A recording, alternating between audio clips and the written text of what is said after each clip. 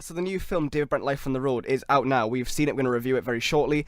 But first we're going to hear from one of the stars, Ben Bailey-Smith, otherwise known as Doc Brown, after this clip where Brent sort of tells us where he is in life many years after the success, or possibly failure, of The Office. Hello, I'm David Brent. You probably know me as the star of the BBC Two documentary The Office back in 2000 and...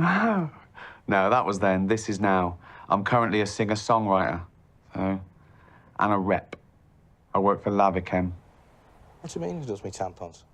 We sell cleaning products, all toiletry needs, really. One size fits all. No, it doesn't actually. I am following my dream as the lead singer in the band Foregone Conclusion. This is our story.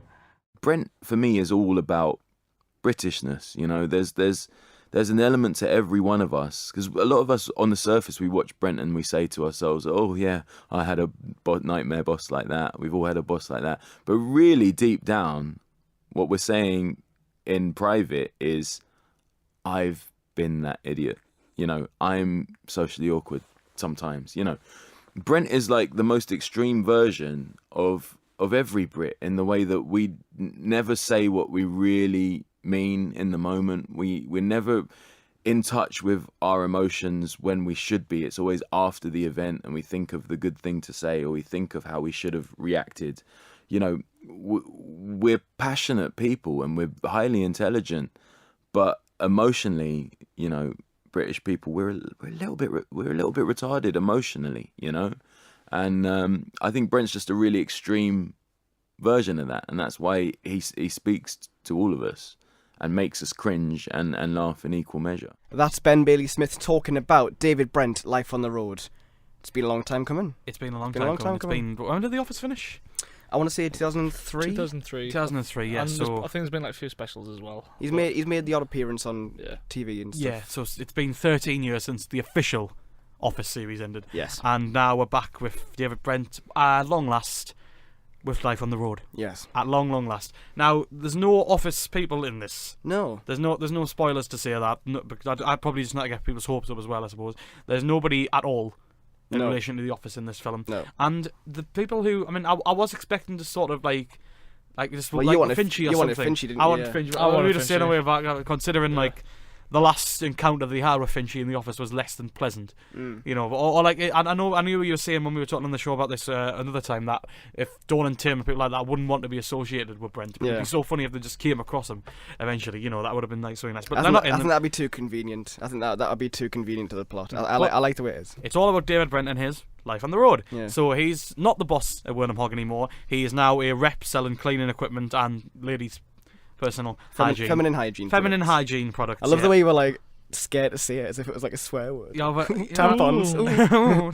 Yeah, but he hasn't given up his dream of being a rock star, and he's determined to use all his little petty cash and pension funds that he can to do that and bring back his old band with new members called Foregone Conclusion and tour Berkshire and its surrounding areas as a band. Yeah. And he's never going to give up on his dream and his self-financed tour with musicians that he's brought along, and Dom Johnson, Doc Brown as his sidekick, who only raps in a couple of songs and raps out the strangest stuff, as he points out, including Equality Street, which we'll play later. And Life on the Road is David Brent's Life on the Road, and as you can imagine, it's as excruciating as it possibly could be. It's the most uncomfortable I've ever felt in the cinema. And we've seen some dark... We've seen some dark films. stuff this week. Yeah, there's stuff. Yeah. But I've never wanted to recoil within myself and have my organs outside of my body and my innards inside than in this film, because I was so uncomfortable. I just don't understand, because with the Office TV series, it was fairly easy, wasn't it? Because you could just turn it off, or like, oh yeah, that's enough episodes for now.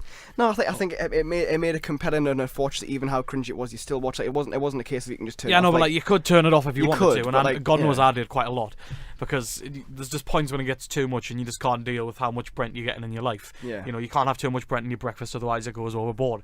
So I think like you need to be able to I turn think that it was off. nearly a good sort of thing, but it What? At least you tried. Alright, thank God for the props, guys. FS, But there's multiple times when I just look to Joe and we just look at each other and just when we saw, because you saw it with your mum and dad, and I we saw my mum and dad. Yeah. But we're just like Different experience. recoiling to each other. I've never slumped so far into my seats in my life in the cinema, because there's so many things that you just can't get away with. There's a scene in a hallway, in particular, that we can't say anything at all about in terms of both language and. Well, don't wanna spoil it. we can mention what it involves. Yeah. It involves what could be seen as a racist word. Yeah. And Ricky Gervais had to have he's had to sort of combat some of this criticism in the week. People have saying that he is racist because of this particular scene and some of Brent's worldviews that he says. But it's worth remembering that Brent is first of all a fictional character, but also a really sort of how would you say it? He's just not very certain of himself, is Well, he? because He's a very That's uncertain the thing person. about this And film, because go on. as you see, but obviously we don't have office people in this. This is all about the journey of David Brent, and the fact that in The Office there wasn't much sort of leeway for you to feel sorry about him at all. No. Like you could never have any opportunities to really have any sympathy or pathos for him, because he was so David Brentish that you couldn't really feel for him. But this has a lot more of that in this film, because you really do feel a lot more like sort of Sorry for him. Sorry, and I was thinking there's sort of just he seems just very he's not a bad person. No. He's just incredibly idiotic, and he's so blind to the sort of way. And I know in Dom Johnson's clip, Sam. What was his Ben name? Bailey Smith. Sam Bailey Smith's Ben clip. Bailey yeah, Smith. Yeah, Ben Bailey Smith. Yeah, his clip where he was saying about how David Brent, there's all a bit of David Brent in us. Yeah. And the fact that David Brent is just the worst of Britishisms personified. Yeah. It just sort of sums it up, really, and that just shows you how David Brent is a well-meaning, stupid idiot, Yeah. essentially, and that just shows just what the very epitome of what David Brent is as a character. So you can't always blame him because he's just trying his hardest, I guess. Yeah. What I find interesting about David Brent, the film in particular, is for my cinema experience, I knew it was going to be really cringeworthy, and certainly that scene in particular I think that is the most cringy he's ever been. Yeah. But certainly a far more empathetic and sympathetic character because of a certain bit of character development that we get, finding out that in this sort of gap between The Office and this, something has happened. I'm not going to say it because I think it kind of does give quite a lot of the game away. I wouldn't want to spoil it, because for me, I've seen people saying it's like one of the funniest films they've ever seen, and I don't think it is, because I think it gets to that point and it stops being like out and out funny and becomes something different. I think some people are sort of glazing over that part and sort of minding the laughs It out of doesn't it. take away from them funny, though. I think it is incredibly It's funny, but I think after a certain point it stops being funny and just be. I found it more enriching and more gratifying that he was a sympathetic character above more than just a sort of comedy goldmine, which I found that to be a more enriching experience that I certainly wasn't expecting. I think most people wouldn't expect to feel this sorry for David Brent, but I think we do. No, I didn't feel that. No? No, I felt that. I mean, I didn't feel as sorry for him in the original Office as No, compared not at to all. this one, but yeah, especially near the end, very, very emotional, surprisingly emotional. My mum was crying. So, Yeah. yeah. Like, Yeah. man, I got But, surprised. I did get that feeling surprised. halfway, because you kind of say with one of the other characters who's like he's meant to be like not a nice person in the office, the ball guy, and it kind of gives you the feeling that with David Brent, like you kind of it's weird how it bounces off the people, because you see the characters kind of like taking advantage of his like trying to be, somebody like you see in the film his friends saying you just try too hard, Yeah. and you just kind of like makes other characters look horrible, really. Yeah. That's the It's thing. like abusing that like kind of want. Well, it's the thing that Ricky Gervais does, because he doesn't make. I mean, Brent could be just seen as a sort of typical sort of goofy character, but he's more than that. And the film has definitely made him more than that. Yeah. But Gervais as a filmmaker, because that's what he is now. He's a filmmaker, I suppose. Because he does everything. He's written it, directed it, produced it, starred in it. I presume. Well, obviously the music as well, and maybe edited as well. He recognises and reflects British culture in a way that I think is very unique, because he did the very same back in The Office, but he recognises that times have changed, that the way British people act and work has changed, and the fact that it references there's the scene in the radio station which is pretty spot on, I've got to say. Sorry, fellow radio presenters, but it kind of is. I'm the kind of like pillock who makes a game up like sausage or pie. That's my jam. That's my kind of deal. Kevin Bishop. And it's Kevin Bishop. I like the fact that he references the other docu-soaps in this kind of film, because that's what The Office was. It was a docu-soap. But I think Brent as a character proves that the problem with fame, there's a real problem with fame. I think there's another film that'll explore that with later on in the show.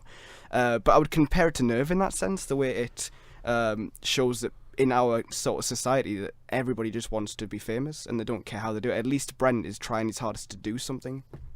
but because he tries too hard and fails, he's perceived to be a loser. But I think the film combats that in a good way. The thing that was most inherent for me with The Office originally, the series, is the fact that it was so uncomfortable because it was so realistic. Like, obviously, we've never been in an actual office, but we understand. The very basic sort of DNA of Britain understands the Britishisms that we come across every day in day-to-day life. But you realise that this is very much the things that go on in sort of an ordinary workplace, and because David Brent is such a reflection of the part of those that we're sometimes afraid of, or that sometimes comes through, and we realise, we're bloody idiots for the things that we do at times, and that's why it makes you so uncomfortable. And for me, that's a big reason why you did sort of feel, and you're sort of glad, because the fact that you've had 2 series many years ago where David Brent has been the only one out of a cast of characters from Finchy to Dawn and Tim to everyone in between that you do feel at least something for, and you do like as characters to a point. Well, even in the film, they all eventually realise that they do actually like David Brent. They complain about him and they whinge about how horrible his jokes are, but they do like him as a person because he's just a charismatic kind of person. He's insecure, but I think we all are. Yeah, that's kind of the and big, that's why it makes thing. people feel so uncomfortable, because it reflects back on the fact that they've all been giving him such a lack of sympathy and making him seem like such a terrible person. It reflects back on everyone because we've been judging him for so long, yet he's just someone who is, in the end, as misunderstood as most people are. And I was not expecting to get as much emotional content out of this film. As you said, I was not, and I'm very glad that it did. Do you want to see more? No, definitely not. Do you think that's the way the film ends is perfect closure. And I know Ricky Gervais is the kind of person, because he's proved in his career that he's not. He does things to the point where he thinks that they are finished, and then he does. I mean, he's extended this further than The Office, but I think what he's done is good. Like, this could have been a cheap cash-in. I mean, think about Ab Fab. Packed full of celebrities rather than actual jokes. It was a sort of holiday movie, whereas this has taken the character and put it in something else. It's kind of a different perfect. situation. It's in a story sense, it is perfect because it ends on such a full stop. There's nothing more to add to that point. I think that it's a perfect way to finish off. It's probably one of the better music films I've seen as well. Well, that's the thing. I mean, I've seen some people saying it's sort of like a British real life version of Spinal Tap a bit. I've seen a few comparisons to that. I mean, I think that the fact with Spinal Tap is it's comedy songs, isn't it? Yeah. Like, this isn't comedy songs. This is really good music. I mean, Chris Martin from Coldplay has worked with them on the soundtrack. He's got the vocals on the last song. And Electricity. They're not comedy songs. They're only funny because it is Brent singing these words about, talking about Slough in such a sort of music. I mean, Lady Gypsy, like, it's actually a good bit of music, but the lyrics are just so typically Brent, and that's why it works. That's why it works as a joke. I think a lot of music films get that wrong, and they go for comedy songs rather than. I mean, there's the Lonely Island film next week, which I'm really looking forward to seeing. Pop Star, Never Stop, Never Stopping, and to see if that kind of does the same thing, because that's the best way to make it work, if it works with the character rather than just the comedy. I honestly, I wasn't expecting to have this much to say about it, because but then again, it's not that kind of film. It's not a film that's been made a cheap cash grab, and he knows what to do with the character. I mean, he is the character. Yeah. But you can still see the difference between Gervais and Brent, which is good. The reason this film succeeds is because it treats David Brent as a character with complexity and with understanding. So you really do get to the end of it. It was strange going with my mum and dad, who are both Office fans. Like, when it was on, obviously we were too young to watch it when it was on, but I think they were both impressed with it as well. Like I said, my mum cried, so there you go. But and there's one tiny little thing, like at the end, it sort of seems to wrap up a little bit too sweet and nice. I don't want to say why, but I think it seems a bit too forced. But I mean, the thread it's through, to be fair. It's there, but I don't know. My dad said the same thing, but I think I can overlook it because it is such a good film. Will you have a pint with David Brent?